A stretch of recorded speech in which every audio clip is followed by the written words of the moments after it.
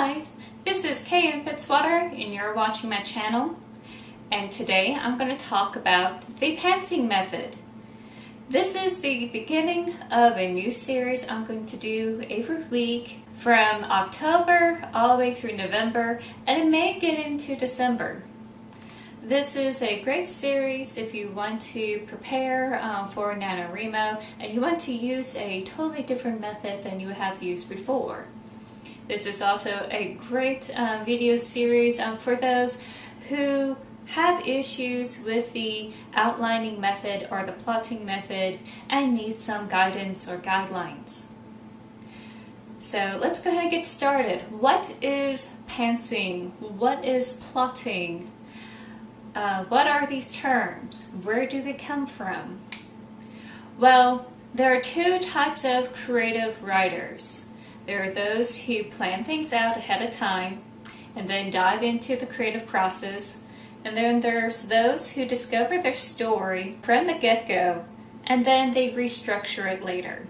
The ones who plan things ahead of time are conceptual writers. They have a concept or an idea for their story and they're going to make it work. They're going to make it happen. Typically they're plot-orientated, where all the external forces that happens to the characters in the story is more emphasized in the first draft. Whereas the intuitive writer is someone who works the story as they go, but it's more character driven. And that's because they depend on the characters in the story to react and take action to the events that happen to them. So you have a plot-heavy story and you have a character-heavy story. Those are kind of the two camps that people fall into at first. When it comes to editing, ideally both of them should be counteracting the heavy bias of their stories and able to make it a true storytelling that has theme and layers. For instance, a conceptual writer is going to look at their characters' motivations and backgrounds and see if this is the logical reaction they will have from the events that happens to them. And most likely not. And they're going to have to work on the butterfly effect from those reactions that happened in their story. Whereas in the intuitive writer, now they have to think about the plot and making sure it's pretty structured. Character reactions and actions can get a little bit mushy with the plot devices. So they have to restructure it when it comes to pacing. So both of them are legitimate methods that industry writers use in their films and books and comic books, etc. We tone it down for plotting and pantsing. And pantsing comes from the word of writing from the seat of our pants. The pantser pretty much improvises on the spot. They work from a blank page and they just go from there. They don't have any prep work ahead of time. They just make it up as they go. Whereas plotters, they just plot things out. No different than working in a garden. Why do these methods occur? Why is one person one way or the other?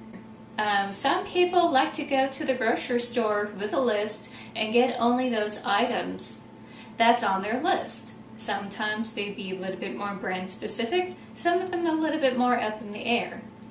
Whereas there are some people who may not go to the grocery store and kind of just pick out what is the deal for the day and just grab what looks good and then just make do from there. So those are the two types of people in life that we have. People who just makes lists and goes by them, and just people who just dive right in. Is one person better or worse than the other? No. J.K. Rowling is a conceptual writer for her Harry Potter series, and Stephen King is an intuitive writer for most of his stories.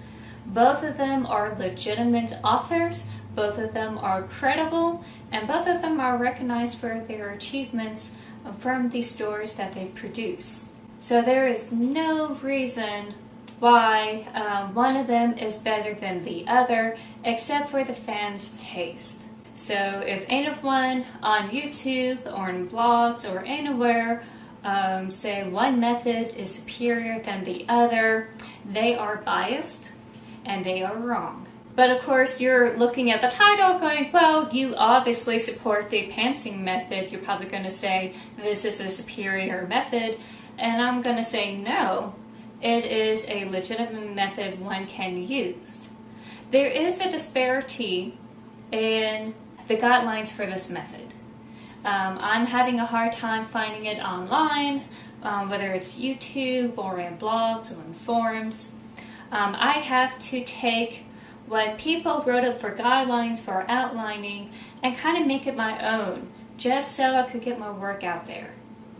And I have noticed that there are people who need some sort of guidelines when they do this type of method. And that's why I'm making this series. I'm making it for people like me and you to give kind of like a guideline when you are stuck in certain parts of your story.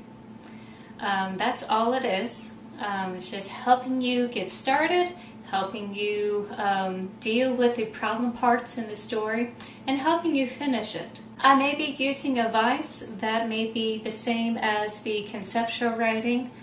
That's okay, because some of that is good advice. It works for both sides of the aisle. It's not exactly a red or blue political debate.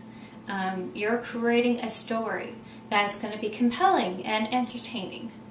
And another thing that I promote in this pantsing method is that you are engaging your inner reader.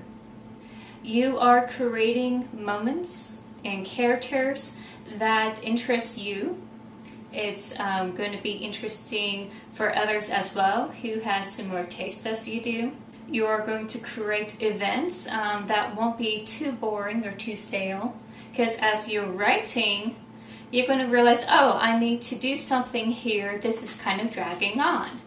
So you work against your prior conceptions and you fix it. You make it more interesting. You are also going to create tension as you write. Tension comes from you not knowing what's going to happen, and you're going to have to create what happens next.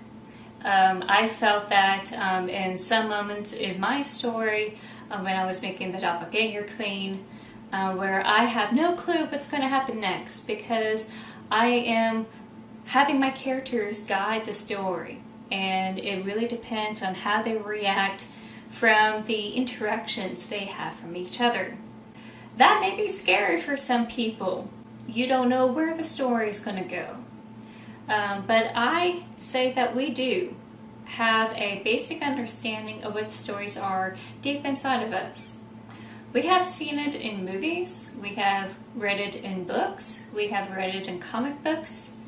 We intuitively know what a good story is, what entertains us, or what doesn't. If you're a big major fan of Star Trek or Star Wars or the Marvels or the DC Comics, you have a basic idea what you like and don't like among the movies in the franchise, whether it's the old classics or the new ones that are coming out. You're able to pick and choose, and some of that comes from the story elements that they have in their movies or in their comic books. And that's no different in books. We intuitively know the rise and fall of a story, and we try to make that happen as we create it. That's what the pantsing method is engaging our inner reader, our inner audience, as we write things out. We don't have any spoilers, such as an outline.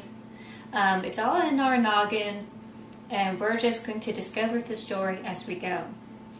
So that is a frightening and an exciting thing, and I'm going to explore this more in the next video. I hope I'll see you next week.